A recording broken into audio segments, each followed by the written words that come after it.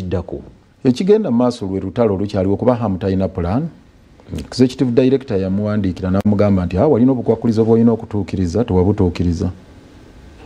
Ekisooka yadde yes Museveni yamuwa ebbaluwa alina n'aka resolution ka council Nabbanja yawandiika ebbaluwa mukyala minister wa Kampala Nabbengo Misa Kabanda naye yawandiika ebbaluwa ebyo byonna bibaddewo naye nga waliwo amateeka ga Physical Planning Act ya 2010 eraga nti Kampala is a planning area ate waliyo Physical Planning Committee tulina ne Building Committee naye yo approving plans kakati gwe okubeera ne plan ngeri approved olina okuba n'ebintu bingi conditions olina okutuukiriza ekisooka nayogedde ku Asia Environmental Social Impact Assessment Report eva mu NEMA amisita gifunanga era ne bobuuza balire ga Kankwasa n'atwalayo ensonga zino ne batazimaliriza.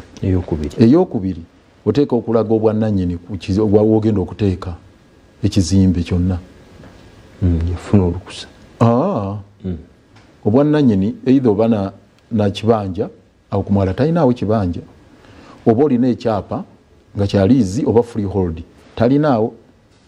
Ekyokusatu oyinza okuba ne license ng'oli license oba bona fide occupant oba ebyo byonna tabirina kati talina bwannannyini era plan eba teyinza kuyita. Kati kyeyakola mbadde nkumalirayo kwe kusala olukwesikwesi n'asaba nti KCCA muwerizi ku eka 48 ne basooka basaveyinga eka 6 n'ekitundu.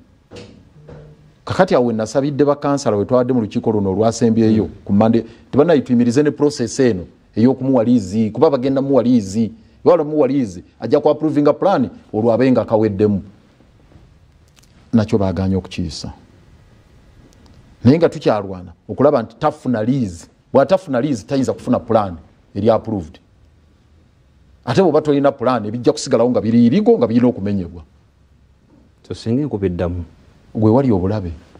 Nabbanja ye yagambye bomola wano teeka wano kaluvati kyusaamu wali just like that. Bino byabadde birina kumenyebwawo kuba bimenya mateeka.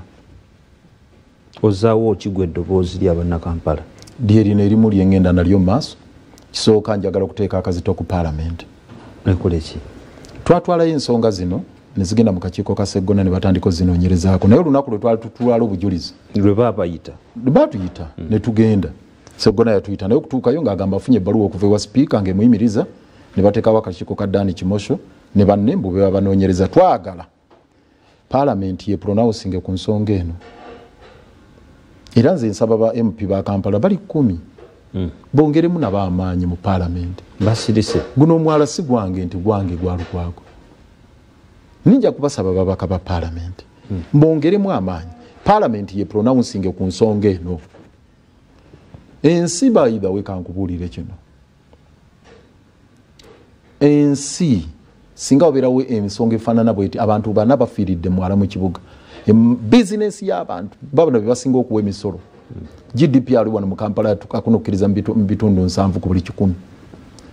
Parliament teyinza kulaba nga waliwo enjega bwetyo n'etatuula yali badde etudde bukulubirire ng'etadde minisita ku nninga sina wa Kampala yekka ne prime minister yennyini okumuteeka ku nninga nti bino byajja bitya era tusaze magezi ky'okubitangira.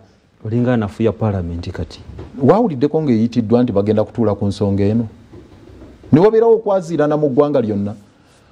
Emmata ebaddewo mu debate okumala wiiki nnamba n'omusobyo okuva enjegalo yagwawo Friday ya wiiki eri sino eno emmata endominating the debate ebbanga lino lyonna. Akaseera kano tuli mu presidential elections tuli mu general elections akaseera tuli mu general elections kano ekitegeddwa okuba ku mwanjo mu election cycle byakulonda nemmata newaguza nebanga eri ku debate eri ku mwanjo Parliament nga tesobola kutuula kugiteesaako okufuna solution.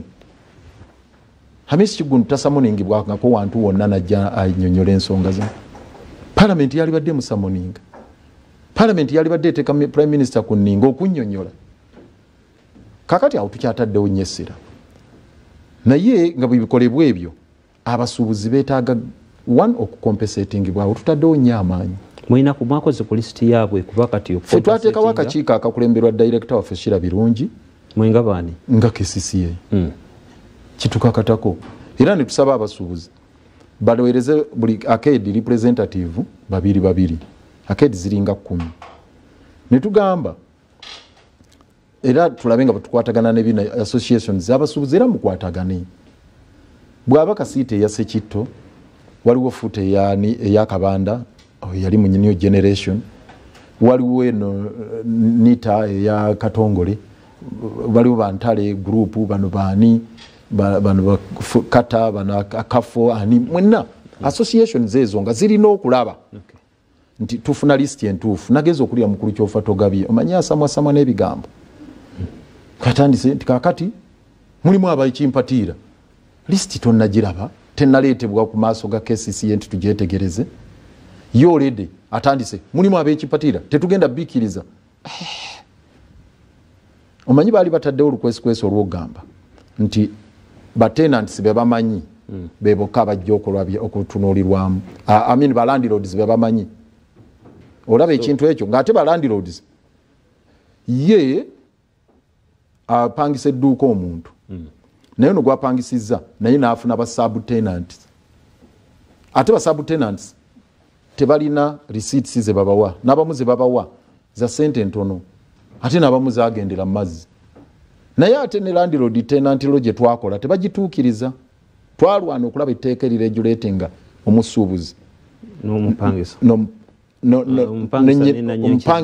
n'ennannyini kizimbe nga tutundidde nnyo arcades ezo nti baba exploiting nnyo tebabawa receipt ate ne babawa zibasa sente zitono nga siza ezo zibasasudde ne babateekako emisosososo ojja kusasulira property rates ojja kusasulira simanya yasasula trade license ate ojja kusasula kasasiro ojja kusasula ettaala bote kweganga bingi ate nga balina n'emisolo gino emirala gye bapimira mu kiro n'ebirala tukaa nedda ffe kye tulinako amaanyi ge tusobola okuteekawo wano ba landlords bano baleme kutwala mpangisa ono nga muddu waabwe kale nga we tulinda lisiti eyo Dr. Kizza Besigye ensonga yenkulu nnyo